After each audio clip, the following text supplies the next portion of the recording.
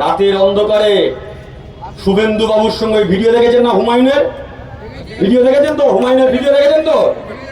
গিয়ে বলছে সংখ্যালঘুদের বোকা বানানো সহজ, 1000 কোটি টাকা দাও, 300 কোটি অ্যাডভান্স দাও, বাদ বাকিটা ভোটের পরে দিলে হবে।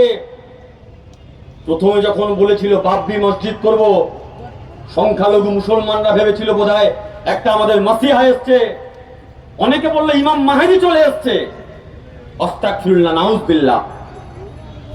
তারপরে এখন প্রমাণ হলো আরে ওই ইমাম মাহদী তো আশেপাশে যেতে পারবে না, ছেড়ে দে, ওই তুলনা করাও গুস্তাখি।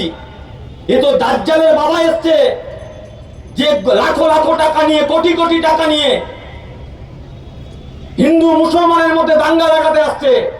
আর সেই হুমায়ুনের সঙ্গে মোহাম্মদ সেলিম রাত্রি 9টার পরে বিজেপি যে হোটেলে বসে থাকে, ওয়েস্টিন হোটেলে মিটিং করতে গেছিল।